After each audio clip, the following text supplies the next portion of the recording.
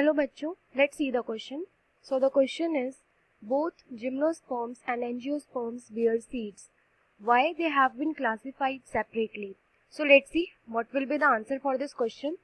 So first of all, our key concept.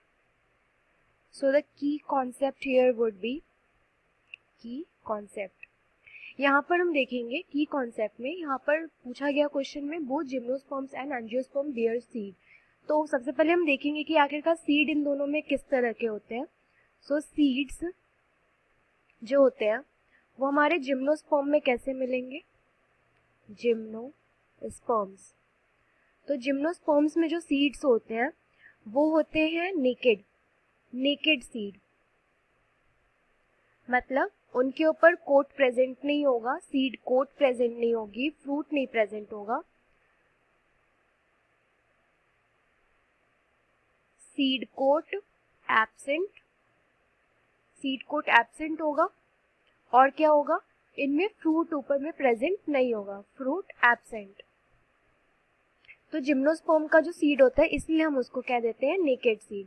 और वही in case of देखा जाए एंजियोस्पर्म्स में, एंजियोस्पर्म्स, तो एंजियोस्पर्म्स में जो सीड होते हैं वो नेकेड नहीं होते हैं, उनके ऊपर फ्रूट वॉल प्रेजेंट होती है, फ्रूट प्रेजेंट.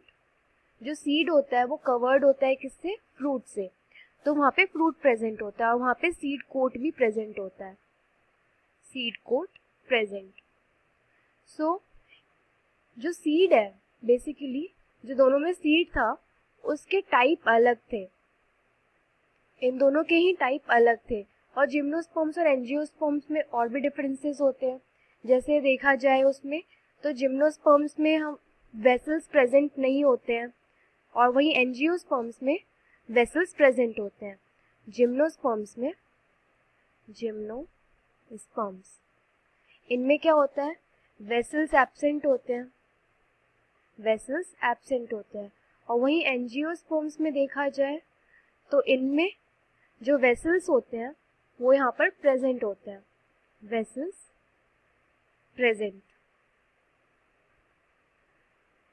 और यहाँ पर क्या हो जाएगा, वो वेसल हो जाएगा यहाँ पर एब्सेंट. इसीलिए हम लोग इन दोनों जो एंजियोस्पर्म्स है और जिम्नोस्पर्म्स है, इन दोनों को ही हम लोग अलग अलग कैटेगरी में क्लासिफाई करते हैं, क्योंकि एक तो इनके दोनों में सीड प्रेजेंट है बट दोनों के सीड में डिफरेंसेस है. एक में नेकेड सीड देखने को मिल रहा है और एक में फ्रूट वॉल प्रेजेंट है, फ्रूट प्रेजेंट है, इसीलिए वहाँ पे सीड जो है वो नेकेड नहीं है. और दूसरा और क्या है, जिम्नोस्पर्म्स में वेसल्स एब्सेंट होते हैं, एंजियोस्पर्म्स में वेसल्स प्रेजेंट होते हैं. तो इसके ऊपर भी इनको अलग अलग में क्लासिफाई कर दिया जाता है. Hope you understood it well. Best of luck.